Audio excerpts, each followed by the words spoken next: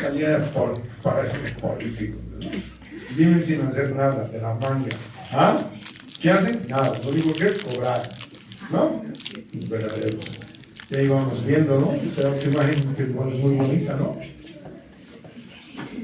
Cositas en los estómago, chao, tienes parásitos. No, te bloqueo, estás enferma. Ok. Un concepto que es importante desde el punto de vista de aprender a escribir parasitología es la taxonomía.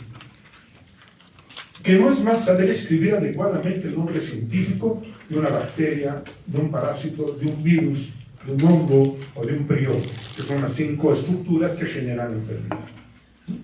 Y para ello hay pues toda una definición y el porqué, y llamamos categorías taxonómicas. Es decir, cualquier parásito pertenece a un reino, tiene un filum, una clase, orden, familia, género y especie. Hay clase, subclase, orden, suborden, ¿no? Hay superfamilia. O sea, hay una serie de definiciones muy complicadas que no las vamos a nosotros preguntar ni llevar, pero tenemos que entender que él tiene toda una razón de ser. La clasificación taxonómica tiene una razón biológica. Es un ordenamiento de a dónde pertenece, qué estructura o qué características tiene para definir el género y su especie. Y ahí estamos viendo, ¿no es cierto?, que lo que vamos a trabajar mucho, ustedes han podido darse cuenta, que en muchos parásitos he puesto ya el género y la especie. Y si se han dado cuenta, y voy a decirles que se den cuenta siempre, es que el género está aquí escrito con rojo, solo la primera letra se escribe con minúscula. Aquí está, género, T. ¿Verdad? Todo en minúscula, y la especie todo en minúscula. Esto es una manera de escribir. Puedo subrayar, o puedo ponerle negritas hoy por hoy, ¿no? En la computadora. O sea, ese es el respeto a las ciencias microbiológicas. Homo sapiens, deberíamos escribir así. Homo sapiens, la H mayúscula, Homo minúscula, sapiens minúscula, en cursivo. ¿Verdad? Esa es la manera de... No les vamos a pedir que en sus exámenes escriban en cursivo, obvio. En sus exámenes lo que vamos a pedir es que aprendan a escribir adecuadamente de acuerdo a las normas de la taxonomía. Esto es bien complicado, se trabaja mucho en taxonomía ya desde el punto de vista molecular, es ya toda una disciplina compleja que existe. Sigamos con algunos conceptos básicos. Este es un ciclo biológico. La flecha que he puesto aquí es para ver que ve, y es una flecha punta, ¿no? O sea, la historia va así. En todos los parásitos, la historia es esta. Va a comenzar, en este caso, como un huevito. El huevito se va a transformar en una larva. La larva se va a ir a los pulmones. Va a pasar la larva por el estómago y va a volver al intestino delgado. Tiene un mecanismo para volver. Y en el intestino delgado va a eliminar los huevos, que va a salir con la materia fecal. La materia fecal, como está en el suelo, está en los ríos, del Choqueyacu y tal, va a contaminar los alimentos, que el individuo vuelve a comer, come los huevitos, se transforma en larva, ¿no ven? Y repetimos la historia. El ciclo biológico es repetir la historia. Yo no sé por qué les va mal, si es más fácil que la tabla del 1 cuando se entiende. Huevo, larva, adulto. En la gran mayoría. Se elimina como huevo, se transforma en larva, se los larvas adultos, y ya está. Eso es. No es más. ¿Verdad? Huevos, larvas, adultos. En la gran mayoría de los parásitos. Hay otros que tendrán algún detalle por ahí, pero nada. Huevo, larva, adulto. Listo. Eso en la mente. Si eso lo comprendemos, y no memorizamos, pues sí nos va. Entonces ya sabemos el parásito, ¿no? Que vive en un hospedero u hospedador. No hablamos de la palabra huésped, porque huésped es la traducción del inglés. Host. Host es huésped. ¿Quién es el huésped en su casa? ¿Han tenido alguna vez un huésped en su casa? ¿Ha llegado alguien a su casa alguna vez? Un familiar, un pariente. ¿Ha llegado o no? Sí. ¿Qué le llamamos, huésped? O sea, debía ser un parásito. ¿O no? Estamos dando cobijo, comida, cama, luz, internet, todo. ¿Y nos paga? No nos paga. Encima se lleva la toalla. Entonces, por eso es que host es huésped. Entonces, el parásito sería el huésped. ¿Se ubican, no ve? Nosotros hablamos de hospedero u hospedador, que es la especie superior, en la cual va a cumplir su ciclo biológico. Probablemente con unas etapas en algunos parásitos fuera de nuestro organismo, pero en otros totalmente va a desarrollar todas sus etapas al interior de nosotros. Le llamamos ciclo biológico, una secuencia de fases para lograr llegar a ser adulto. ¿Y para qué quieren ser adultos los parásitos? ¿Para qué? ¿Quién quiere responder de esta fila? ¿Para qué los parásitos quieren ser adultos? ¿Para entrar a las discotecas? ¿Para qué? Para reproducirse, jóvenes. La mayoría de los seres vivos se reproduce de adulto, no de changos. Hay que reproducir, capaz, ¿no? Reproducirse pues de adulto, no a los 17, 18 años, ¿no? Wow, están en escapa larvaria. No, todavía. Entonces, para estos quieren ser adultos para reproducirse, para mantener su especie. Para eso es, no es para otra cosa. Entonces, los parásitos pues producen acciones patógenas. Se llaman los parásitos. Si uno es saprófito, el otro ya, ¿qué se llamaría? Lo opuesto a saprófito, que no produce enfermedad, patógeno. Pues. Patos, enfermedad quiere decir, en latín, patos. Patogenia, patogénesis, estudio de la enfermedad, ¿no? Entonces, pues tiene muchas acciones. ¿Dónde van a producir su acción patógena? En su hábitat, doble T. ¿Por qué viven ahí? ¿Por qué tienen hábitat? ¿Recuerdan los glóbulos, los plasmoides que vivían dentro del glóbulo rojo? ¿Por qué vivían ahí? Porque ahí está la comida, ¿no? Entonces, ¿qué es lo que van a producir? Van a destruir el glóbulo rojo. Entonces, los que están viviendo en el intestino, el Ascaris es muy famoso en Chile. Está viviendo aquí en el intestino delgado. ¿Qué va a desarrollar ahí? Va a utilizar nuestros nutrientes, nos va a quitar nuestra comida. Por ejemplo, eso sería una acción exfoliatriz. En la siguiente clase se verán las diferentes acciones patógenas.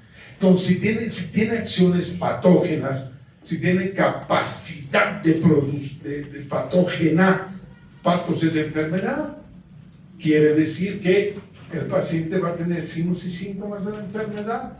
Y este individuo en esta persona que las que vive en el intestino delgado,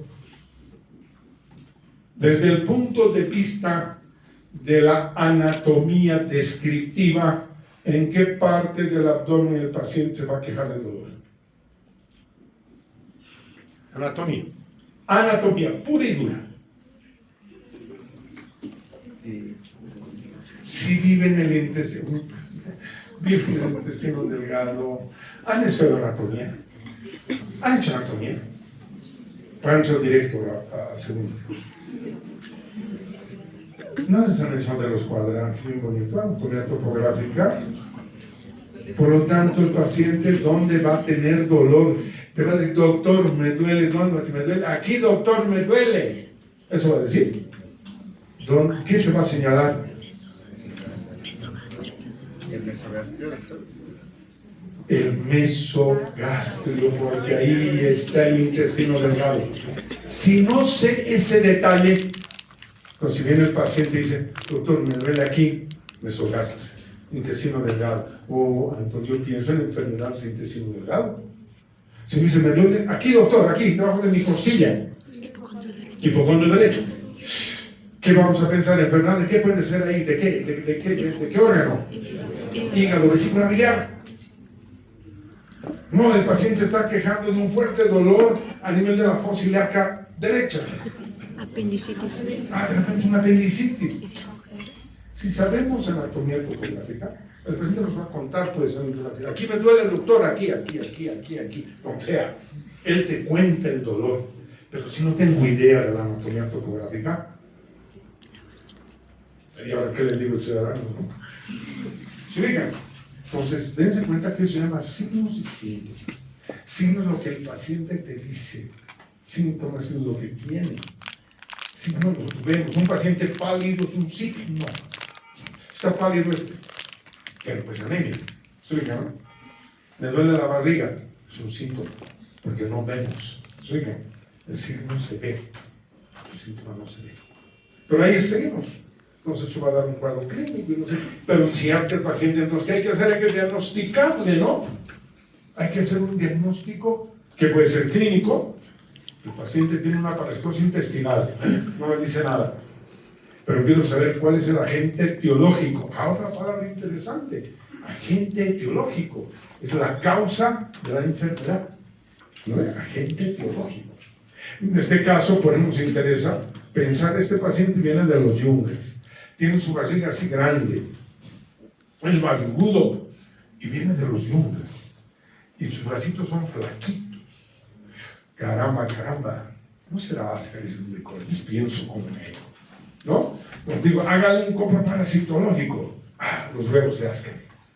Examen de ese si sale el huevo de Ascaris. Uy, qué bien, ¿verdad? Pero puedo utilizar otros métodos de diagnóstico. Estoy hablando por eso que utilizan métodos y técnicas. Esto es una endoscopia alta. Se le pone una endoscopia, eso no va a ser el médico, ¿no? Y ahí vemos el Ascaris moviéndose. O puedo hacer por imágenes una ecografía. Una ecografía. Y ahí vemos el parásito aquí moviendo. Fíjense como si fuera una reglita, ¿no? ¿Dónde está? Dentro de la vesícula. Bueno, y si vemos eso que estaba saliendo los parásitos por la boca y por la nariz, es obvio, ¿no? Entonces, fíjense que para hacer el diagnóstico de algunos parásitos podemos utilizar varios métodos y técnicas diagnósticas que nos permita seguir con la siguiente etapa, el tratamiento, ¿no? Como tiene esta enfermedad, le vamos a dar seguramente mebendazol, le daremos mebendazol 2 veces al día durante 3 días, y después le haremos un control de cura, le pediremos un nuevo análisis para ver si el parásito ha sido eliminado. Pero seguramente le van a decir, doctor, muchas gracias, me da cosa, pero le quería tener unos Ascaris de recuerdo, ¿no? Porque le eliminar Ascaris, ¿no? Le decimos al paciente, no sea maldito, con un guantecito traigo unos Ascaris y nos regala, por favor, para mostrarles a mis alumnos, para que vean. Pero tenemos, no se preocupe. Entonces, fíjense cómo son etapas, ¿no? Vamos siempre por etapas. El método clínico se llama eso. Bueno, ya está, ya sabemos el parásito. Entonces tenemos que hacer y comenzar a ver por qué esa parastosis es tan importante. Vuelvo a la primera diapositiva. Esas enfermedades tropicales desatendidas, ¿no? Pucha, los geohelmintos, decía. Ahí están los geohelmintos. Fíjense dónde están los geohelmintos. En los países pobres, ¿verdad? En los países pobres, África, el Asia, Centroamérica, son enfermedades de los países pobres. ¿Y por qué será de los países pobres? Porque la educación es inadecuada, porque los servicios de salud son malos, porque los médicos son malos, porque si tuviéramos hospitales magníficos, porque el hospital sea grande, moderno y lindo, vamos a resolver problemas de salud. No. Se resuelve el problema de salud cuando el médico es bueno. Si ponemos un hospital lindo con puros malos, qué desastre, ¿no? No es como al frente. Un hospital viejito con puros buenos. Todos los colegas del hospital. Hay que ser buen médico. Entonces han dicho, ¿cómo podemos controlar esas enfermedades? Se llama el WASH en inglés. Es un acróstico que viene de poner letrinas, que la gente no defeque en el ambiente. Defecar en el ambiente tiene un nombre, fecalismo. Otro nombre que aprendemos. Que hay que desparasitar a toda la población.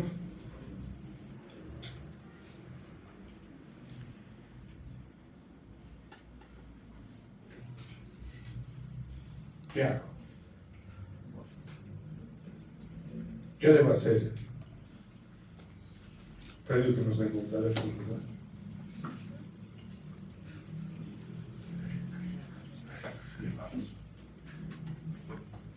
Se hacen campañas, vamos a aprender a dispersar a toda la población. En Bolivia no se hace. El Ecuador lo hace, el Perú lo hace, Chile, ¿qué quiere decir? El Brasil, nosotros nunca hacemos nada. Hay que dotar de agua potable. Cuanto el agua sea más limpia, menos las enfermedades hay. Hay que educar a la población. Pero primero nos tenemos que educar nosotros. Ojalá que cuando terminen este año los capítulos de parasitología y microbiología hayan cambiado la actitud de ustedes dentro de su casa. Hayan cambiado los hábitos dentro de su casa. Que sus familiares, gente que ustedes quieran, hayan cambiado de hábitos. Por ejemplo, ¿qué hacemos cuando las moscas entran a un alimento nuestro? ¿Qué hacemos? Y seguimos comiendo. Nos da lo mismo. Cuando esa mosca estaba parada en materia de pecado. Una caca. Ahí estaba. Mosca. Y le metemos igual. ¿Qué cuesta tapar nuestros alimentos con un trapito? ¿Qué cuesta? ¿Cuesta algo? Hay que comprar un trapito especial. Su camiseta vieja, pongan pues. Se ubican. Cosas, detalles, porque las enfermedades ingresan por esos detalles. Educar y servicios de salud de calidad. ¿Qué quiere decir? Buenos. Si sintetizamos esto en imágenes, resulta que hay una profilaxis entonces. Profilaxis es con la P. Son las medidas que damos a la persona. Es decir, en la consulta.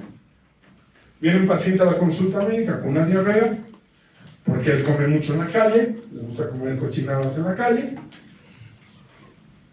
El último signo que tenemos de hace años, no creo que haya cambiado. En la ceja del alto, el 85% de los alimentos que se venden en la calle, en la ceja del alto, tienen partículas de materia fecal. O sea, en palabras simples, comen caca. En partículas. ¿De acuerdo? Entonces, ¿qué le vamos a decir a esa persona que sabe que come en la calle? Mire, ya no come en la calle, ¿no? Usted está infectando ahí. Que le llaman de profilaxis. ¿Por qué? Porque le estoy diciendo al paciente, a la persona. Pero tenemos medidas de control. Es control con C, a la comunidad. ¿No? Vamos a dotar de agua potable a todo el barrio, a todo el pueblo. Esa es una medida de control, porque va en beneficio de la comunidad. Y el control de cura es cuando le damos una medicación a un paciente y tenemos que verificar que él esté sano. Porque el médico que no sabe medicina, le da la medicación, su receta, todo le da la receta. Mil cosas. Hasta luego. Paga al salir. Listo. Y voy a hablar al doctor. No. ¿Cuánto va a sanar usted? Tranquila. Ese no sabe medicina. Porque tiene miedo que vuelva el paciente y diga, ¿sabe qué sigue enfermo? Eso es control de cura. Entonces, ¿cuáles son las medidas de la... A ver, ustedes si han visto una prueba. En la estrategia Washington, ¿qué se llama esta medida? Letrinización. Letrinización. Bien. Educación. Educación. ¿Qué está haciendo la doña? En su boca. Se está dando la medicación. Desparasitación masiva. Siguiente medida. Agua limpia para lavar las manos, lavar los alimentos. Siguiente medida. Educación. ¿Qué falta? ¿Qué falta? Agua potable. A ver, ¿qué falta? ¿Han visto la anterior diapositiva? En 15 segundos ya se han olvidado. ¿Qué falta? Servicios de salud. Servicios de salud. ¿Falta? Servicios de salud. Buenos médicos. Y un profesor al que le rindo homenaje. El profesor Eduardo Arana falleció. Un genio de la medicina. Mi profesor. Un genio. Murió joven en un accidente. No era jovencito, ¿no? Era uno de los mejores médicos del país y de Latinoamérica. Profesor nuestro, la biblioteca lleva su nombre. Era un gran médico porque además el buen estudiante es un buen médico. El mal estudiante es un mal médico. ¿Y quién va a pagar las consecuencias de que sea mal médico? Los pacientes. La comunidad. La comunidad, porque no va a saber atender ni nada. Entonces, hay muchos factores que intervienen en las enfermedades. No voy a entrar a todo esto. Largo. Fíjense cuántos aspectos del hospedero condicionan las enfermedades parasitarias. Muchos. ¿Ah? Desde la edad, la ocupación, el nivel educativo, las condiciones, el tipo de información que tiene, elementos culturales. Yo siempre digo un aptapi. En el aptapi yo no veo que primero se laven sus manos. Nunca he visto, directito nomás, a los chuños, el charque, el huevo, las habas, ¿no? A mano limpia, a mano limpia, a mano pura mano, ¿no? Ustedes como saben de aquí, han estado todo el día aquí en la facultad, se han agarrado los bancos, se han saludado, todo. Agarran con unas papas fritas, ¿qué van a hacer? ¿Van a vaciar la bolsa? En su mano mugre van a comer las papas fritas. Y la galletita. Y no sé, es un tema de higiene, de educación en salud. Nada más. Cosas que hay que cambiar. Muchas de estas cosas hay que cambiar. Factores del parásito. Fíjense, los parásitos, no es que el parásito, pues tiene que haber una dosis. Si la fase es la que nos va a infectar, qué rápidamente se reproduce, dónde vive, cómo funciona. ¿Cómo evade la respuesta inmune? ¿Cómo bloquea la inmunidad? ¿Cómo evoluciona, se adapta? ¿Qué cepa es? ¿Cuán agresivo es? Fíjense, por lo tanto, no es el parásito, sino tiene que cumplir estas condiciones para generar enfermedad en esos individuos. Pero además, tienen que haber factores ambientales de origen humano que también contribuyen a la enfermedad parasitaria. La climatología, el cambio climático, mosquitos que van a aparecer, no siempre. El dengue allá en Cochabamba, en la ciudad de Cochabamba, porque los mosquitos se están adaptando a alturas mayores. ¿Por qué? Porque hay cambio climático. ¿Quién origina el cambio climático? Los humanos, las industrias, ¿verdad? La contaminación del ambiente, la no de agua potable, si esta agua es purificada, y etcétera, etcétera, etcétera, que ustedes ven. Hay imágenes del río Choqueyapu. El Choqueyapu, que se une con el Orcojahuira, río La Paz. ¿El río La Paz para qué sirve? Para irrigar todas las verduras que están en el río abajo. Y del río abajo consumimos todas las verduras. ¿Y qué hay pues en las aguas del Choqueyapu? ¿Y qué hay? Todas las cacas de La Paz. No van flotando las cacas. Se disuelven. Y con eso se riegan río abajo. Y comemos sin lavar. Somos ricos chinos. Los perros están ahí en los lugares de comida. O sea, es que ¿cómo no nos vamos a enfermar si vivimos mal? ¿Cómo pues? Entonces, hay los tres factores, ¿no? Tantas cositas que acabamos de ver en los círculos. ¿Para qué? Para que existan cosas que nos permitieran controlar.